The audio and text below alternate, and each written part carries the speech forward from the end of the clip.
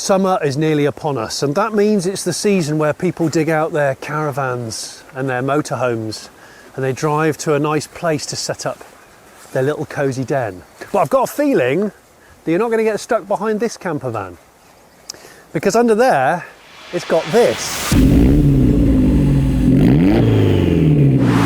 which means it can do this.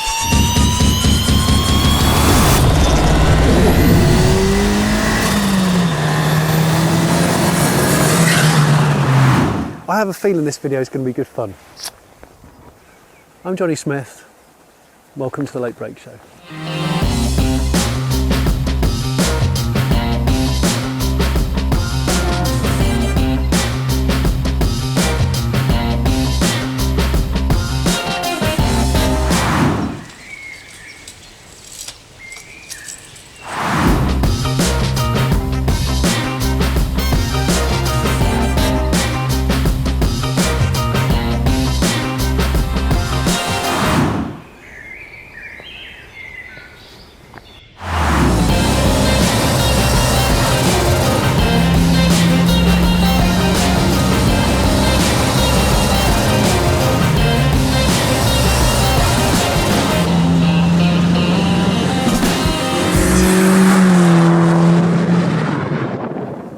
It's mad, isn't it? Such a tiny base vehicle for a camper van, especially by today's standards.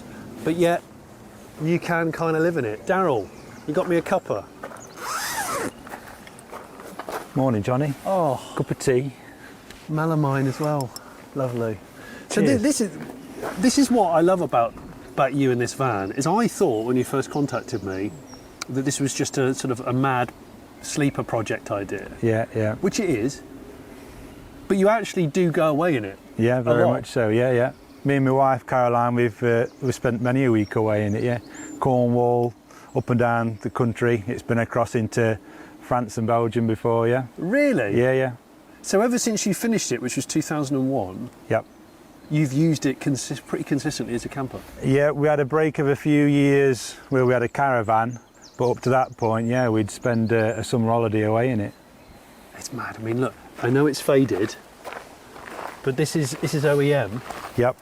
Original. Yeah. The OEM tent with the tunnel connection, the privacy curtain, the flower power privacy curtain, and this is way bigger than I was expecting. Yeah. Way bigger. 6'2" inside, with a roof up. So yeah, you can stand up in it. It makes it. You sleep. Where do you sleep? You sleep downstairs. So the rear seats fold flat and the front seats lift up and fold flat. Yeah. So you've got a really nice long bed. There is an option to have a bunk in the roof lining. Yeah. But yeah, it's just for a child. That's like a sort of a hospital bed stretcher type. Something like that. Yeah. I used to have my camper van had a similar thing. So this is original. Yep. That's original. Yep. And then you've obviously got sliding windows. Yes. And I absolutely. It's a part of the conversion, obviously. Yeah. Yeah, yeah. I mean, I sort of thought it would be a bit comical at first, but the more I'm looking at it, the more realistic it is to live in. Yes. Yeah. You've got your little window at the front there, I noticed. Yep. It's ace. It's really, really ace. I bet you when you first got this in 2000 or whenever it was, Yeah. I bet a lot of people were like, this is a terrible idea. Yeah. Well, it needed some imagination. When I brought it from a company in South Wales near Tenby, it was in a state of disrepair, shall we say. So yeah, it needed a leap of imagination to see what it was going to be. And yeah, some of my friends were they thought it a bit of a joke, but once it wheeled out the garage, they changed their mind.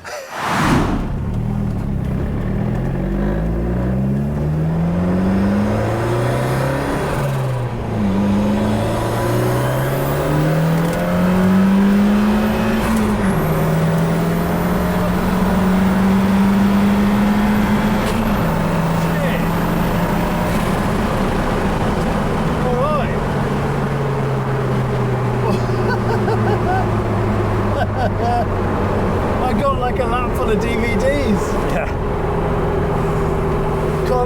is yeah, boosts. that's pretty handsome boost.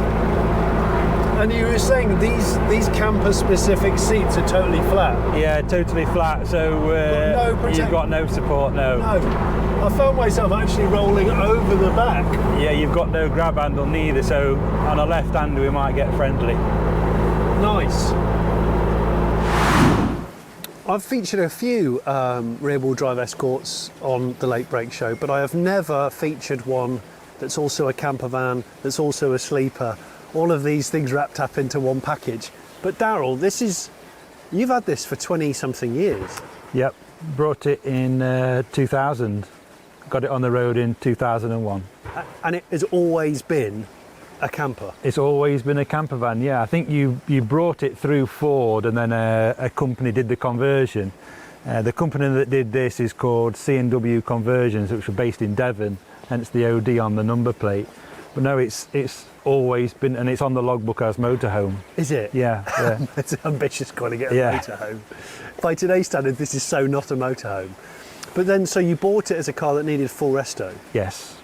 Yeah, it was very original, very hearing aid brown, very 1300, and very full of filler, chicken wire, rags, and classic 70s sort repairs. of 70s 80s repair. Rags, yeah. fiberglass and rags. It was a bit of a mess, yeah.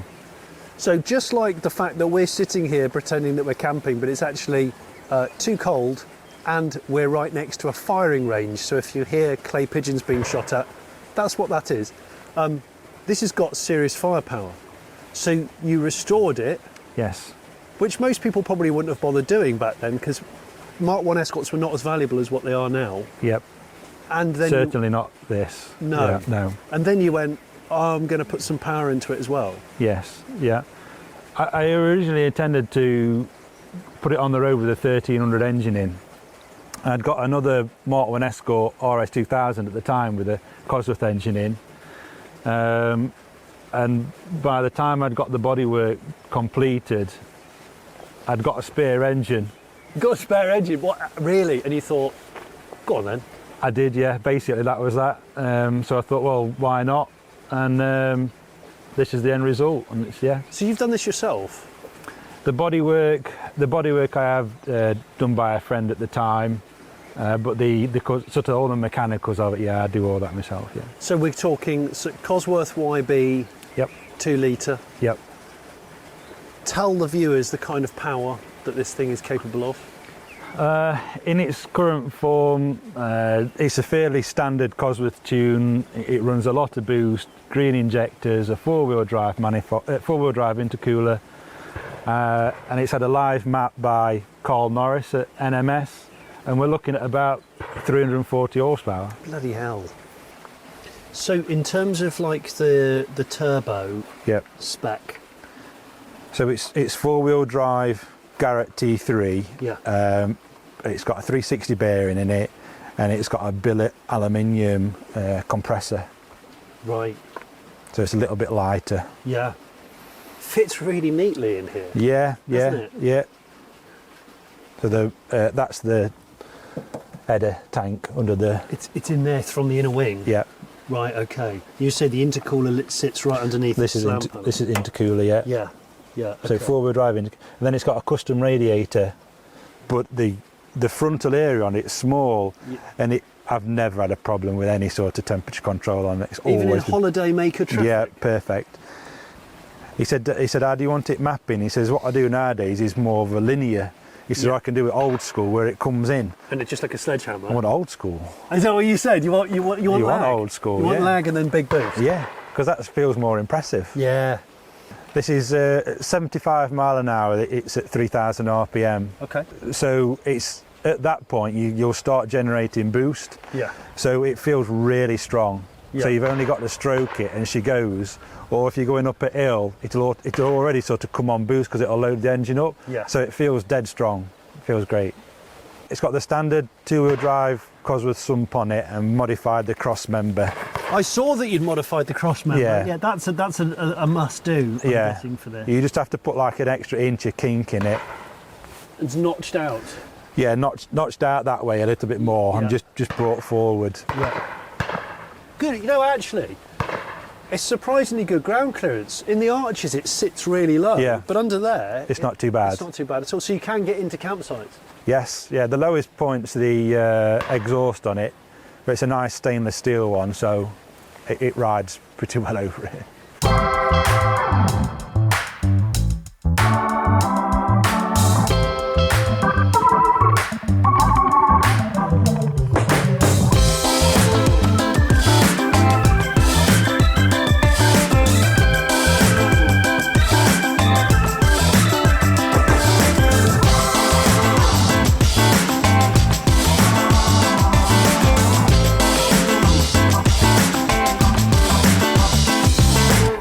This is not a heavy car.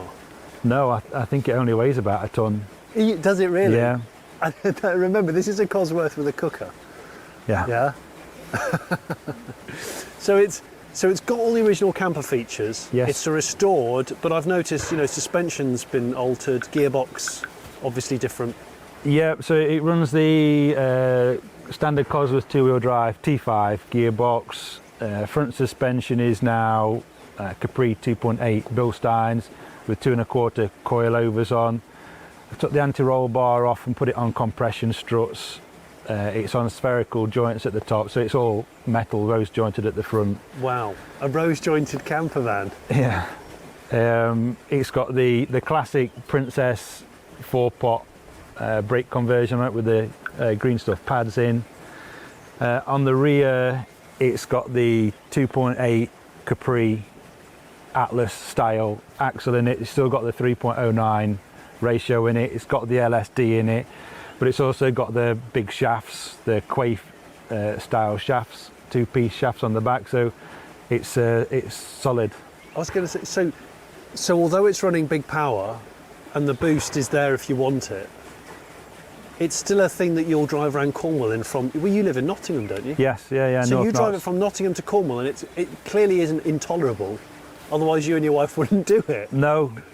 It's really quite a nice drive. I mean, off boost, up to 3,000 RPM. You've just got a really nice 2-litre engine. Yeah. So it really is nice to drive, and then above that, it can pick its skirt up and. And it's carrying a moped on the back. Mm-hmm. So you can, if you want to, you can run it on hard boost with a motorcycle on a rack on the back, with a cooker, Yeah. with an awning And the bed. and yeah. the bed and all of the crockery. Yeah. It's just such a random, brilliant thing. That's why I wanted to feature this on the Late Break Show, because I think it's stunning. And you're an engineer by trade. Yeah, toolmaker, yeah. Okay, so for you, this had to be done right. Yeah, it's when you're an engineer toolmaker, it's measure twice, cut once, so yeah, it adds to it somewhat.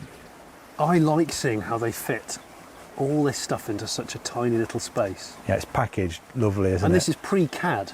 So this would have been just somebody measuring Yeah. and thinking, I could get a piece of plywood in there, and if it's shaped like that, it'll come out and go in there. You can certainly see the craftsmanship in the build of it. Is it all right? The lovely little hinges and how everything's cut in and fitted. It's mega. Bring back yellow. Yeah, More yellow cars, please. more yellow cars. Yeah. It's a happy camper. I know that sounds cheesy, but it's happy.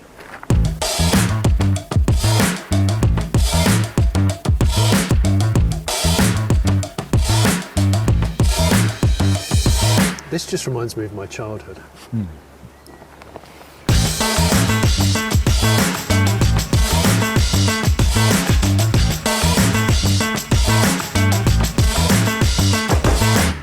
I just can't believe how small the sink is. It's like that big. I don't know if you see it's on electric pump. Oh wow, so it actually does work. Yeah. So the drain, does it have a dirty water tank as well, or does it drain out? The floor's the dirty water tank. It's keeping it 70. yeah, keeping it 70. Different times. So, gas hob. Yep. Gas bottle lives. Gas bottle lives underneath here, under the sink. Everything's just so small. Your stool, its stool is like this high off the ground. But I guess you've got loads of headroom. So. Yeah. And then underneath here, we've got the 2 batteries, so normal battery and then a leisure battery behind it. That's the DC to DC charger. Yeah. That's also where I keep the pots, and the pans, obviously. Yeah. You've got your grill. Got the grill. Yeah. Kettle. It's a home from home. Essentials for when you're in your Cosworth camper van. Mm-hmm. Just beans on toast, nice little knob of butter. So we'll try and get the lit. Yeah, so the grill's on. The grill's on. The grill's on. Bloody hell, Daryl, you've grated some cheese as well. Grated some cheese, yeah. You are a prepper. Well, it's cheesy beans on toast, isn't it, or nothing? Yeah, well, it's empty. And the melamine plates, lovely. See, we live in a world now where I think since probably the pandemic, van life has taken on an even bigger meaning. So you can just park up anywhere and just create your own little den and escape. But this I just can't believe what you've packed, or what these guys in the interior have packed into a tiny, tiny space. Impressive. So on the interior, we've got cupboards up here, just tiny little ones. What did you put in there? Underwear? Well, That's not socks. much, yeah. That's socks and pants. I don't want to show you in there, Johnny. But it's perfect shape and size for something. Yeah. Oh, and of course the back doors. Yep. Pockets. So these, you've got fire extinguisher, Really washing up handy. liquid, kitchen roll. Yep. We've got strip lights on the side That usually work. Yeah. And then for the night time, on the sides with these blinds come down. Roller blinds. Yep. And they're original. Yep. Wow. So roller blinds to the two sides, and then the rears have press-studded curtains. Oh, yeah. Yeah. Yeah. And then the front is press-stud curtains. Oh yeah, I can see on the edge of the dash. And then we use this shelf to put the suitcase on, and then these are the hooks for the for the bunk bed thing. Yeah. Yeah. Brilliant. Crack open the beans. Crack open the beans. Yeah. So how many of these vans, these campers, are left? I'm not sure. I'd be guessing less than 20, maybe single figures. Really? And to get the beans going.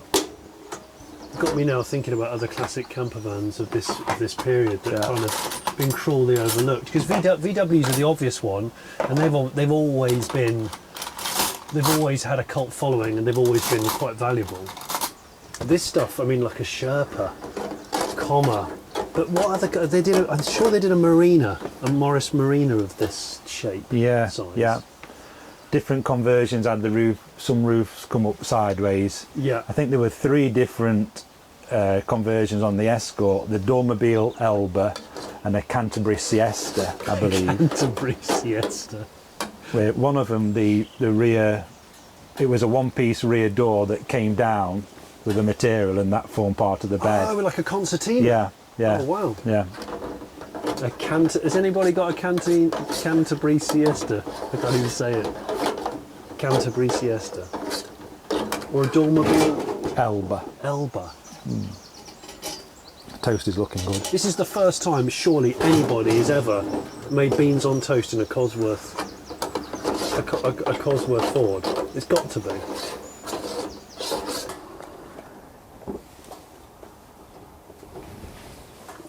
Perfect.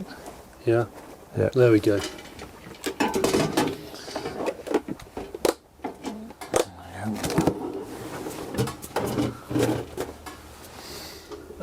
If Paul Hollywood's watching this, Yeah. Great British Bake Off. Nice bit of saurine. Welcome to the cooking show. Yeah. This week on Cosworth Cooking. I think we go for this. Yeah, we do it. Do you want to transfer? Do the don't burn yourself. Oh gosh, this is so good. Was not expecting to be making cheesy beans on toast today in the back of your camper van. That's mega.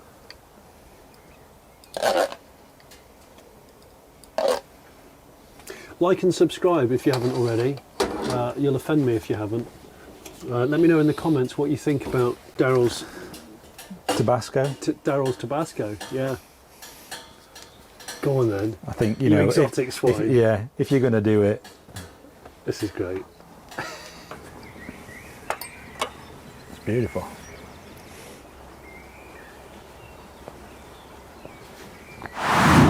I should have said this right at the beginning of this video. Is this the world's quickest camper van? I mean, I don't know what else to compare it to. Well, I think it'd stand a very good chance at it. Yeah, it would, wouldn't it?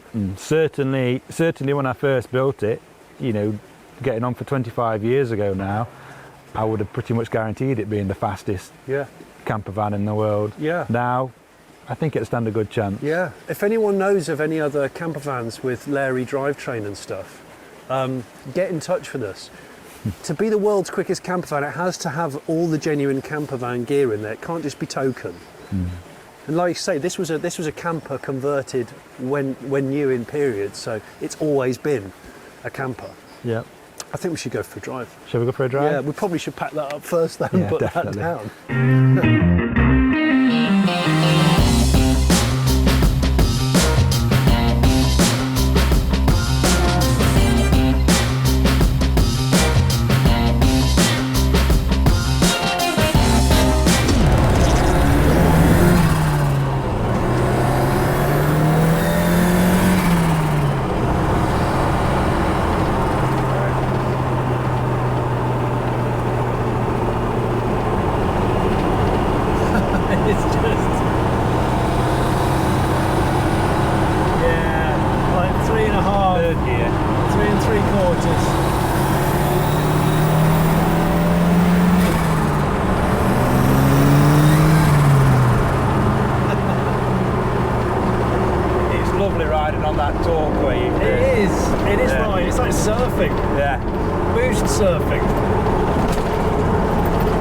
With a little bit of kitchen cupboard clatter in the background. Yeah. No, it's cool. It's cool because you could have easily gone overboard and made it quite undrivable and basically a race engine. Yeah. And then the point of the car would be totally lost. Completely lost, yeah. It would just be a novelty that you took to shows. Yeah. And never camped with. No. And you sure as hell wouldn't drive around Cornwall from Nottingham in. No. But I think it's just balanced there, isn't it? Yeah. Yes, it is a bit extreme, but it's still really usable, really nice and usable. Yeah. If you remember on this channel, I featured a very cool Lada street sleeper owned by a chap called Dave who runs Retro Ford. Well, Daryl's an old mate of Dave's, so you guys have been kicking around since the 90s. Yeah, late 90s I met Dave. He was doing his first Z-Tech conversion at the time. I'd just got the Cosworth engine in the Escort, so yeah, we became friends at the time. Similar interests, similar background, so yeah, cool guy. So what do people think of this? Because like, this ticks a lot of boxes. Yeah. It's a classic van life camper. Yeah. But with so many hidden gems. Yeah, when you first sort of meet people or they first see it, they go through the stages. So yeah, the first thing is it's obviously bright yellow. Yeah. Big fan of yellow. Then Mk1 Escort. Then you get Mk1 Escort. Oh, it's a Mk1 Escort. And then they start noticing the van, the camper van side of things. So people are really kind of excited and enthused of it at that point. And then pressed further, asking about the engine and the running gear, it adds another level of excitement to it. So this was a 1300 originally? 1300, yeah. I can only imagine what a 1300 would be like touring the Peak District or the Cairngorms or Cornish Hills would be dreadful. And that's the kind of main thrust of it, because I really did genuinely want to use it, and I enjoy the long distance cruise. When you're fully loaded up, you need something under the bonnet, so you're just comfortable cruising, and this is a really comfortable cruising, again with the 5-speed box, the long ratio in the diff. It just means it's a nice, pleasant cruiser. And actually, when you started it up, it was much quieter than I thought it would be. Presumably you don't want a boomy, horrible sounds exhaust system when you're doing 200 miles at a time. No, it would just bore you to tears, wouldn't it? Absolutely, yeah. It's absolutely built to be used as a street car, yeah. And I do like the sleeper aspect. You've touched on it before, and us Ford boys like that sort of sleeper look. It's great. It's got to be one of the coolest sleepers out there.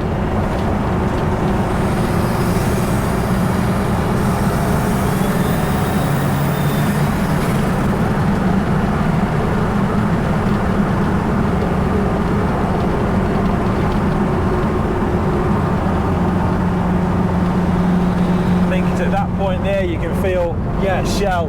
That's exactly what I was about to say. It has that bogey effect. Yes, yeah. And I'm going, right, so if it's going to start to seesaw on me, I'm glad it's dry. Yeah. I have a terrible habit of driving fast cars in the rain on this channel, so I'm just really pleased that your Cosworth camper has come to us in dry climate. Especially with that boosty mat that you've got.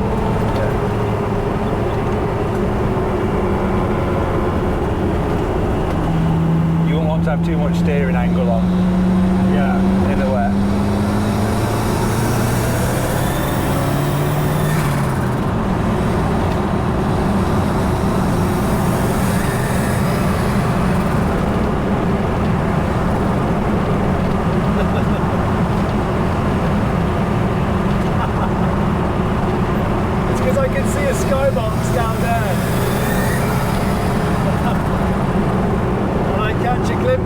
In my rear view mirror,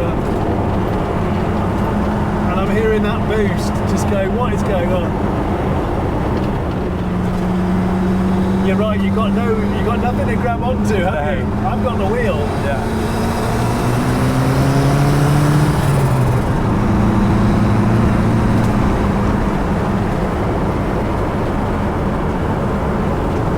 I know that a lot of people probably won't agree with me, but I really like the feeling of vulnerability driving fast old cars. Because it forces you to really pay attention. I wouldn't want to do it every day. No. You were saying just before we started filming that you've got this and a couple of other hot old Fords. Yes. But you drive a Tesla. Every day. Yeah, Tesla's me daily driver. Model 3. So you're not one of these people that thinks that your piston appreciation is in jeopardy by living with an EV? No, not at all. I think they work well. You have this for play at weekend, and the Tesla's just a really nice drive and a really nice place to be.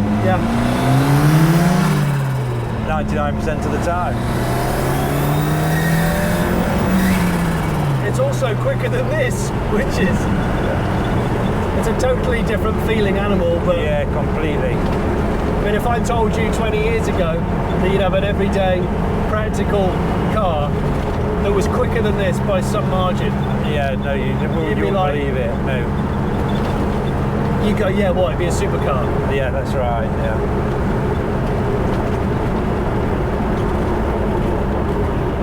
A friend of mine drives a Buzz, and I saw him coming past the other day. He'd got it on a wing mirror coming round a corner, and I was in the Tesla, and we messaged each other, and I said, who would have thought we'd have been in these 10 years ago? Yeah, absolutely. Because he's an Escort boy as well. Is he? Old Escort boy, yeah. I like to hear more about that, because that's always the way I try and live, having EVs being really good day-to-day cars, but things like this, it means, I think it almost helps to preserve these sorts of cars, but some people don't see it like that. Let's try a little 62.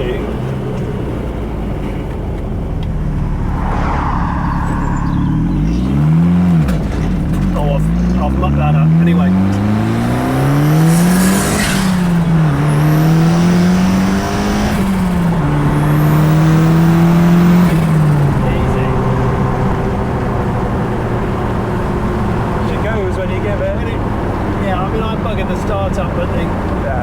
The pickup is wonderful. Yeah. Like you say, when you're riding on it, yeah, on the torque swell, and it just sits, squats, and goes. Yeah. I think that was full throttle first gear.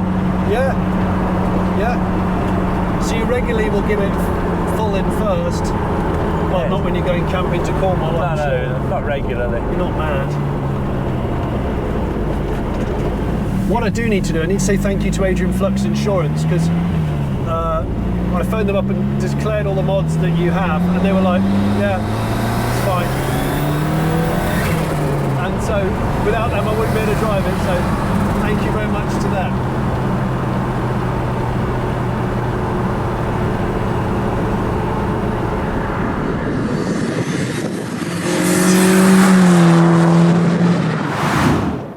I've always enjoyed modified cars for as long as I can remember, because it's someone's unique interpretation of what they like, and they've built it to do whatever they want it to do.